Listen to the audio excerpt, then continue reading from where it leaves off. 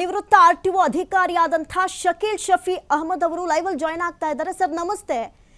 ನೀವು ಕೂಡ ಗಮನಿಸ್ತಾ ಇರ್ತೀರಿ ಇತ್ತೀಚೆಗೆ ಆಕ್ಸಿಡೆಂಟ್ ಪ್ರಕರಣಗಳು ಜಾಸ್ತಿ ಆಗ್ತಾ ಇದೆ. ಅದರಲ್ಲೂ ಕೂಡ ಈ ಖಾಸಗಿ ಬಸ್ಗಳಿಗೆ ಬೆಂಕಿ ಹೊತ್ಕೊಳ್ಳೋದು, ಆ ಬೆಂಕಿಯಲ್ಲಿ ಬಸ್ನ ಒಳಗಿದ್ದಂಥವ್ರು ಸುಟ್ಟು ಭಸ್ಮವಾಗೋದು. ಅದೃಷ್ಟವಶಾತ್ ಇಲ್ಲೇನು ಅಂಥ ಬಸ್ನಲ್ಲಿದ್ದವರಿಗೆ ಏಕಾಏಕಿ ಗಾಯಗಳಾಗಿಲ್ಲ ಅಥವಾ ಬದುಕಿದ್ದಾರೆ ಅನ್ನುವಂಥ ಡೀಟೇಲ್ಸ್ ಇದೆ. ಆದರೆ ಇಂಥ ಪ್ರಕರಣಗಳು ಜಾಸ್ತಿ ಆಗ್ತಾನೆ ಇದೆಯಲ್ಲ ಸರ್, ಯಾಕೆ ಅಂತ?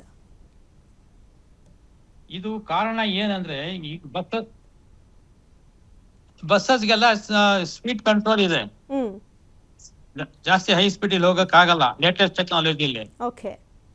ಈಗ ಪ್ರಾಬ್ಲಮ್ ಏನಾಗ್ತಾ ಇದ್ರೆ ಲಗೇಜ್ ಕ್ಯಾರಿ ಮಾಡ್ತಾರಲ್ಲ ಬಸ್ಸಸ್ ಅಲ್ಲಿ, ಏನಾಗುತ್ತೆ ಮೇಲ್ಗಡೆ ನಿಮ್ಗೆ ಒಳ್ಳೆ ಲಕ್ಸುರಿ ಸೀಟ್ ಕಾಣುತ್ತೆ, ಬಾಟಮ್ ಅಲ್ಲಿ ಲಗೇಜ್ ಸ್ಪೇಸ್ ಇರುತ್ತೆ. ಆ ಲಗೇಜ್ ಸ್ಪೇಸ್ ಅಲ್ಲಿ ಹೈಲಿ ಇನ್ಫ್ಲೇಮೇಬಲ್ ಐಟಮ್ಸ್ ಏನಾರ ತಕೊಂಡೋದ್ರೆ ಒಂದ್ ಸ್ವಲ್ಪ ಎಲ್ಲಾರ ಶಾರ್ಟ್ ಸರ್ಕ್ಯೂಟ್ ಆಗದ್ರೂ ಚಾನ್ಸಸ್ ಇದೆ. ಆಕ್ಸಿಡೆಂಟ್ ಆಗಿದ್ರೆ ಇಂಪ್ಯಾಕ್ಟ್ ಆಗೇ ಆಗುತ್ತೆ. ಆ ಇಂಪ್ಯಾಕ್ಟ್ ಅಲ್ಲಿ ಏನಾಗುತ್ತೆ ಅಂದ್ರೆ ಶಾರ್ಟ್ ಸರ್ಕ್ಯೂಟ್ ಚಾನ್ಸಸ್ ಜಾಸ್ತಿ ಇರುತ್ತೆ. ಆ ಕಾರಣದಿಂದ ಬೆಂಕಿ ಹತ್ಕೊಳ್ತಾ ಅದು. ಸರ್, ಈಗಲೂ ಎಷ್ಟೊಂದು ಕಡೆ FC ಇಲ್ದಿರುವಂತಹ ಗಾಡಿಗಳು ಕೂಡ ಓಡಾಡ್ತಾ ಇದೆ. ಅದೇನಾದ್ರು ನಿಮ್ ಗಮನಕ್ಕೆ ಬಂದಿದ್ಯಾ? ಅದಕ್ಕೆಲ್ಲ ಯಾವಾಗ ಕೊನೆ, ಯಾವ ರೀತಿಯಾಗಿ ಅಂತ್ಯ ಆಡಬಹುದು ಸರ್? ಇದು ಕೊನೆ ಆಗ್ಬೇಕಾದ್ರೆ ಎನ್ಫೋರ್ಸ್ಮೆಂಟ್ ಬಹಳ ಜೋರಾಗಿರ್ಬೇಕು. ಎನ್ಫೋರ್ಸ್ಮೆಂಟ್ ಮಾಡಕ್ಕೆ ಸಫಿಶಿಯಂಟ್ ಸ್ಟಾಫ್ ಇರ್ಬೇಕು. ಈಗ ಏನಿದೆ ಸ್ಟಾಫ್ ಹೆಂಗಾಗಿದೆ ಅಂದ್ರೆ, ಆಫೀಸಲ್ಲಿ ವರ್ಕ್ ಮಾಡಿದ್ರೆ ಎನ್ಫೋರ್ಸ್ ಮಾಡಕ್ ಆಗಲ್ಲ, ಎನ್ಫೋರ್ಸ್ಮೆಂಟ್ ಮಾಡಿದ್ರೆ ಆಫೀಸಲ್ಲಿ ವರ್ಕ್ ಆಗಲ್ಲ. ವೆರಿ ಲಿಮಿಟೆಡ್ ಸ್ಟಾಫ್ ಇರೋದ್ರಿಂದ ಏನಾಗುತ್ತೆ, ಎನ್ಫೋರ್ಸ್ಮೆಂಟ್ ಬಹಳ ವೀಕ್ ಆಗಿದೆ. ಯಾರಿಗೂ ಯಾವ ಫಿಯರೇ ಇಲ್ಲ ಯಾರಿಗೂನು. ಸೊ ಅದಕ್ಕೆ ಒಂದು ಏನಾಗುತ್ತೆ ನೋಡ್ಕೊಳ್ಳೋಣ ಅಂತ ಸ್ಥಿತಿಗೆ ಬಂದ್ಬಿಟ್ಟಿದ್ದಾರೆ ಈಗ. ಈಗ ಕಾರ್ ಅಂದ್ರೆ ಬಸ್ ಜಾಸ್ತಿ ಸ್ಪೀಡ್ ಹೋಗಕ್ ಆಗಲ್ಲ, ಕಾರ್ ಅವನು ಜಾಸ್ತಿ ಸ್ಪೀಡ್ ಹೋಗೋಕೆ ಚಾನ್ಸಸ್ ಜಾಸ್ತಿ ಇದೆ. ಅಲ್ಲ ಸರ್, ಈ ತರ ನೆಗ್ಲಿಜೆನ್ಸ್ ಇಂದ ಎಷ್ಟು ಅಮಾಯಕ ಜೀವಗಳು ಬಲಿಯಾಗ್ಬಿಡಲ್ವಾ ಅಂತ? ಆಗತ್ತೆ. ಅದಕ್ಕೆ ಯಾರು ಇಂಟ್ರೆಸ್ಟ್ ತಗೋಬೇಕು? ಅದೇ ಇಲ್ಲಲ್ಲ, ಅದೇ ಪ್ರಾಬ್ಲಮ್ ಆಗಿರೋದು. ಮೇನ್ ಆಗಿದೆ ಈ ಬಸ್ಸಸ್ ಅಲ್ಲಿ ಲಗೇಜ್ ಕಂಟ್ರೋಲ್, ಎಲ್ವರೆಗೂ ಲಗೇಜ್ ಕಂಟ್ರೋಲ್ ಆಗಲ್ಲ ಅಲ್ವರೆಗೂ ಫೈರ್ ಸೇಫ್ಟಿ ಮಾಡಕ್ ಆಗಲ್ಲ. ಈಗ ನೋಡಿ, ಏನಾರ ಇದ್ರೆ ಬಸ್ಸಸ್ ಅಲ್ಲಿ ಬಹಳ ಅವ್ನ್ ಯಾನೋ ತಗೊಂಡ್ಬರ್ತಾನೆ, ಇಟ್ಕೋತಾರೆ, ಓನರ್ಗೂ ಗೊತ್ತಿರಲ್ಲ ಏನೇ ಹೋಗ್ತಾ ಇರೋದಂತ ಬಸ್ಸಲ್ಲಿ. ಪ್ಯಾಸೆಂಜರ್ ಬಸ್ ಅಲ್ಲಿ ಪ್ಯಾಸೆಂಜರ್ಗೆ ಏನೇನ್ ಸೇಫ್ಟಿ ಬೇಕು ಎಲ್ಲಾ ರೀತಿ ಪ್ರಿಕಾಷನ್ಸ್ ತಗೊಂಡ್ರೆ ಏನು ಆಗಲ್ಲ. ಸರ್, ಈಗ ಖಾಸಗಿ ಬಸ್ ಅಲ್ಲಿ ಓಡಾಡ್ಬೇಕು ಅಂದ್ರೆ ಈಗ ಅದಕ್ಕೆ ಜಾಸ್ತಿ ಗಮನ ಕೊಡ್ಬೇಕಾಗತ್ತೆ. ಈಗ ಒಂದು ರಾಜ್ಯದಿಂದ ಮತ್ತೊಂದು ರಾಜ್ಯಕ್ಕೆ ಹೋಗೋರು ಅದಕ್ಕೆ ಸ್ವಲ್ಪ ಪನಿಷ್ಮೆಂಟ್ ಜಾಸ್ತಿ ಮಾಡ್ಬೇಕು. ಅಲ್ಲ ಸರ್, ಈಗ ಒಂದು ರಾಜ್ಯದಿಂದ ಮತ್ತೊಂದು ರಾಜ್ಯಕ್ಕೆ ಹೋಗ್ತಾರೆ ಅಥವಾ ಒಂದ್ 4-5 ದಿನ ಇರ್ತಾರೆ ಅಂದ್ರೆ ಅವರು ಬಟ್ಟೆ ಲಗೇಜ್ಗಳನ್ನ ಕ್ಯಾರಿ ಮಾಡೇ ಮಾಡ್ತಾರಲ್ವಾ ಸರ್? ಅದಕ್ಕೆ ಹೆಂಗೆ ಸರ್, ಯಾವ ರೀತಿಯಾಗಿ ಸೇಫ್ಟಿ ಮೆಜರ್ಮೆಂಟ್ ಮಾಡ್ಬೋದು ಸರ್? ಸೇಫ್ಟಿ ಮೆಜರ್ಮೆಂಟ್ ಎಲ್ಲ ಇದೆ ಮೇಡಮ್ ಬುಕ್ ಅಲ್ಲಿ. ಆಕ್ಟ್ ರೂಲ್ಸ್ ಅಲ್ಲಿ ಎಲ್ಲ ಒಳ್ಳೆ ಸೇಫ್ಟಿ ಡೈರೆಕ್ಷನ್ಸ್ ಎಲ್ಲ ಇದೆ. ಇಂಪ್ಲಿಮೆಂಟ್ ಆಗ್ತಲ್ಲ, ಇಂಪ್ಲಿಮೆಂಟ್ ಮಾಡಕ್ಕೆ ಹಿಂದೆ ಬಿಡ್ಬೇಕಾಗತ್ತೆ, ಸ್ವಲ್ಪ ಅವ್ರಿಗೆ ಅಭ್ಯಾಸ ಆಗೋ ತನಕ. ಸೊ ಇಲ್ಲಿ ಬಹಳ ವೀಕ್ ಇರೋದು ಎನ್ಫೋರ್ಸ್ಮೆಂಟ್ ಯಾಕೆ ವೀಕ್ ಇದೆ ಅಂದ್ರೆ ಸ್ಟಾಫ್ ಪ್ರಾಬ್ಲಮ್.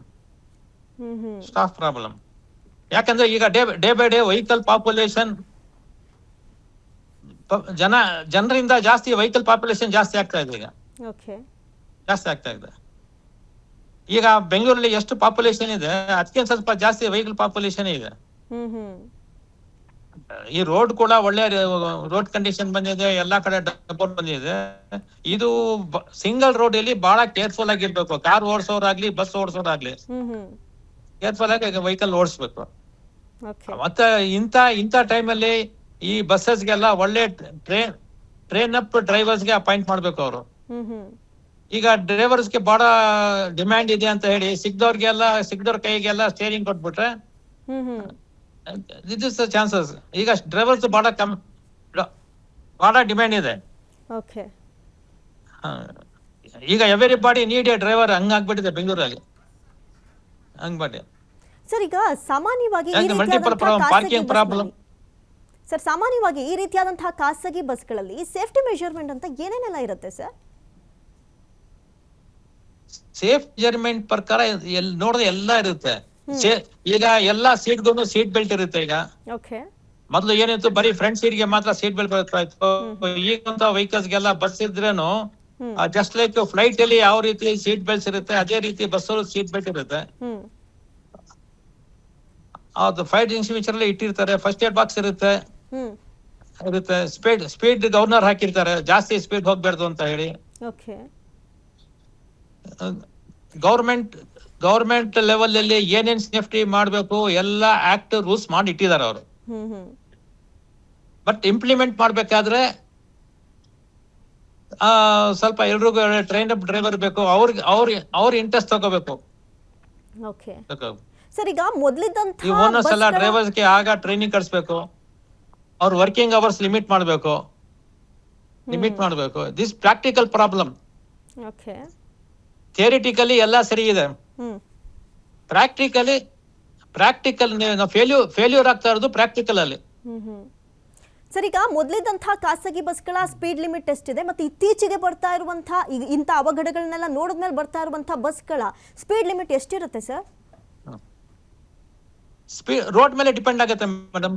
ರೋಡ್ ಅಲ್ಲಿ 100 ಕಿಲೋಮೀಟರ್ ಕೊಡ್ತಾ ಇದ್ದಾರೆ. Single road 80 kilometres, 60 kilometres, depends upon the road condition. Road condition ಅಲ್ಲಿ ಎಲ್ಲ ಒಂದೊಂದು ರೋಡ್ಗೆ ಒಂದೊಂದು ಸ್ಪೀಡ್ ಲಿಮಿಟ್ ಇರುತ್ತೆ.